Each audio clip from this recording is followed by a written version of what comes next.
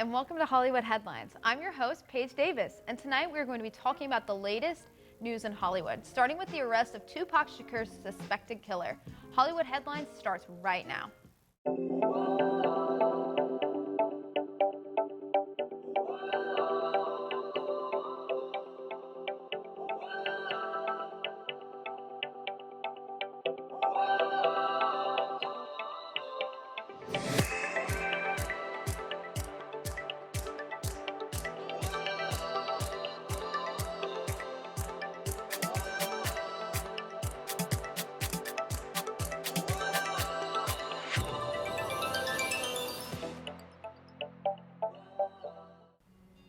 Before we get into the show, I would like to take a moment to thank Mai Ilhabashi for being today's guest.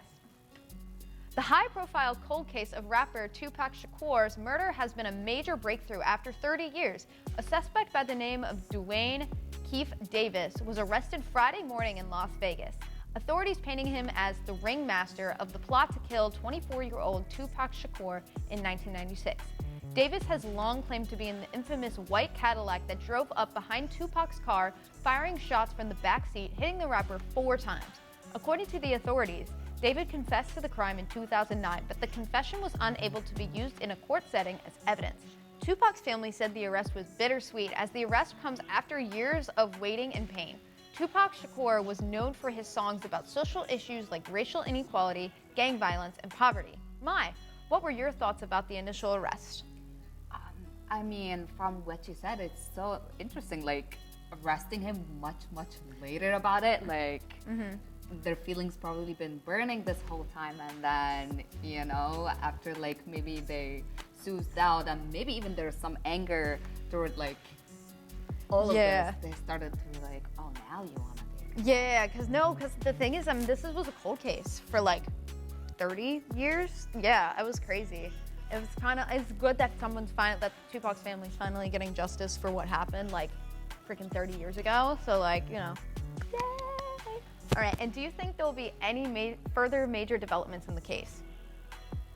I don't know, but anything can be surprising, to be honest. Who knows? Yeah, true. Anything can happen. And do you think this case will affect Tupac's legacy at all? I don't know either. I don't think it will, honestly. I think people will be happy that Tupac's finally getting justice. And do you listen to Tupac's music at all?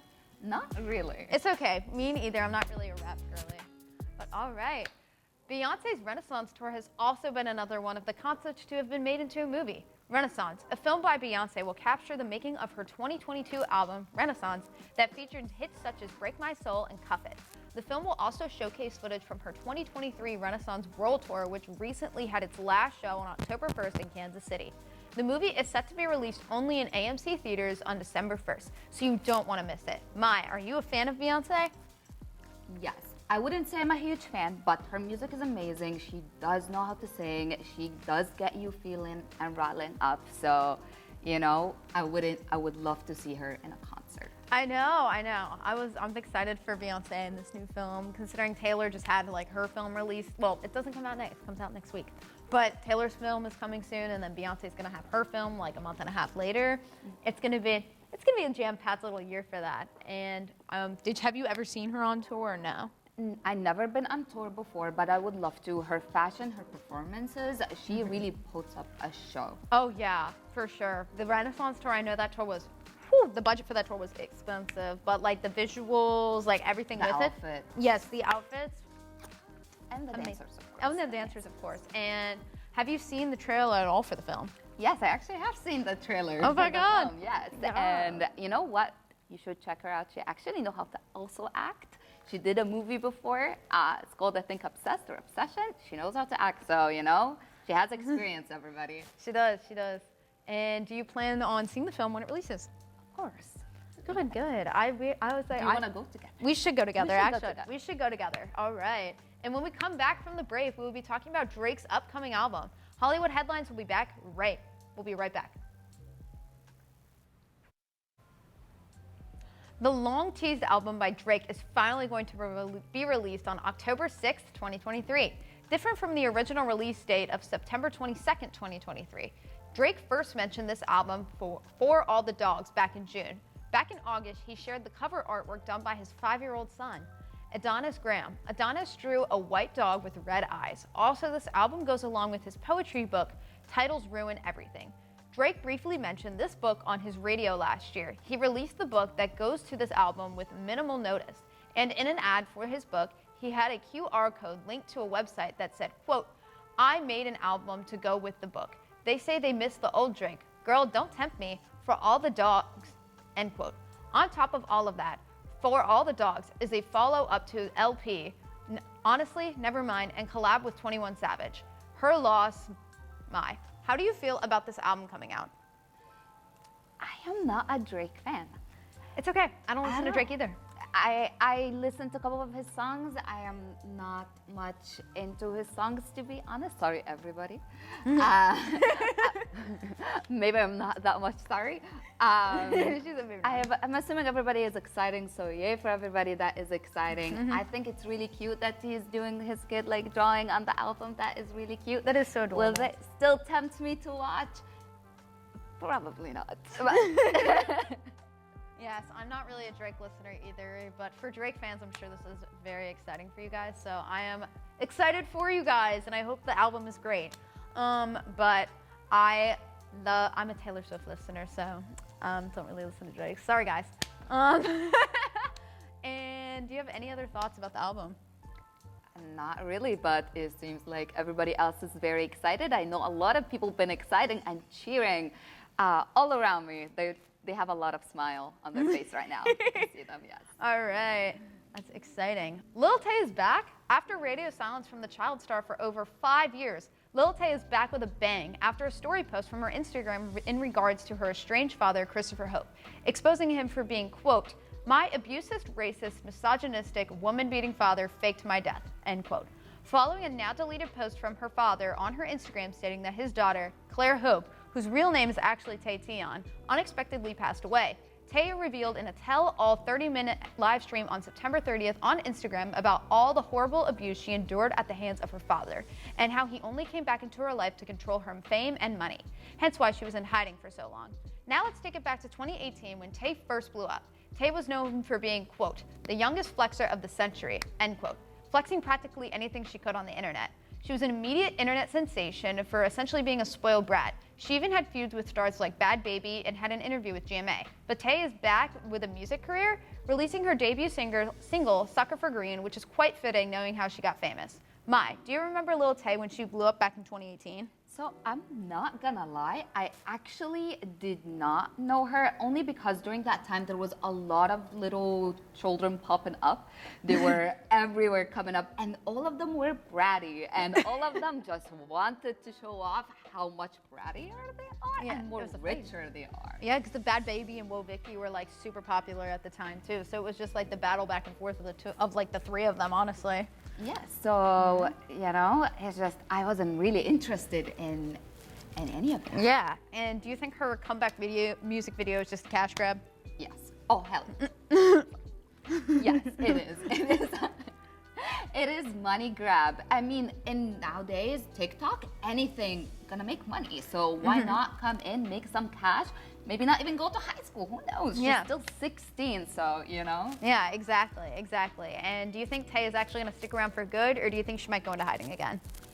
You know, who knows? First of all, we don't know about, like, you know, the abuse story, how it's actually what's going on. Yeah. So is this going to affect her in the future or not? With that being said, we don't know anything behind the scenes. So would this bring other relatives to want more money from her? Who knows? So, yeah, I think there's a good chance she might stick around. There's a good chance that she might go back into hiding. It depends on the money. Maybe she was flexing the other day about how much, like the stat she was making from the video. She was like, we're trending on YouTube for the first time in 5 years. Like that's how much I matter. And I was like, okay, girl. Like, but I think the live stream, I actually did watch the live stream, and there was almost 100,000 people on the live stream because she was gone for so long, and so many people were like watching her, and they were like, what happened to this girl? Like, she just disappeared. So now I'm like, hopefully she sticks around, because it'll be entertaining to watch for sure. All right, and when we come back from the break, we will be playing Hollywood Hot Seat. Stay tuned, Hollywood Headlines will be right back. Welcome back to Hollywood Headlines. With Drake's upcoming album on the way, we are going to put your Drake knowledge to the test. You'll have 10 seconds to name as many Drake songs as you can. Are you ready? Perfect. Your time starts now. Well, I don't know any of his songs. Okay, Mai. Well, we have 10 seconds, so do we want to say anything else? One Dance. That's one song I know by Drake. It's One Dance. It's massive. So we got one song, guys. Woo! That's impressive. Woo! When we come back from the break, we will be talking about the new Wish movie. Stay tuned because Hollywood Headlines will be right back. Disney's new movie, Wish, is set to be released in theaters on November 22nd of this year. The movie is about a girl named Aisha, played by Ariana DeBose, who lives in a magical kingdom called Roseas. Aisha makes a wish so powerful that it conjures up a little ball of energy called Star to help her make her wishes come true. This movie is supposed to be a homage to Disney's 100th anniversary this year, and it is said to be filled with legacy nods to many of the other Disney classic films. The trailer to Wish, which comes out April 27th of this year, is currently the most viewed Disney trailer since the Frozen 2 trailer in 2019 with almost 8 million views. The cast includes actors Chris Pine, Alan Tudyk, Angelique Cabrel, Evan Peters, and Victor Garber, as well as actresses Ariana DeBose, who is well known for her role as Anita in Steven Spielberg's West Side Story. Mai, are you excited for the release of Wish? Yes, I am very excited for the release of Wish because you know what? Just Disney is not very good with live actions. They have been making a lot of people angry so far. So they need new movies, just to clear a little bit of this energy they have on with their audience.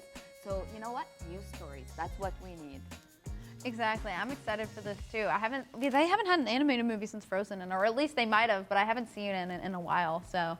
And do you think you're going to go see it in theaters? And have you seen the trailer yet? I have seen the trailer yet. I am in love with the goat. It has a deep voice. It sounds sexy. I think it sounds really sexy for a tiny goat. I'm in love with it. That's why I'm going to go watch. It's for the goat. For the goat. I'm watching for the goat. For the goats, guys. For the goats, according to Mai. It's for the goat. Oh my gosh. Well, that's all we have for tonight. Be sure to come back next week for the latest news in Hollywood. A big thank you to Mai El-Habashi for coming to today's show. I'm Paige Davis. Have a great weekend, Millersville.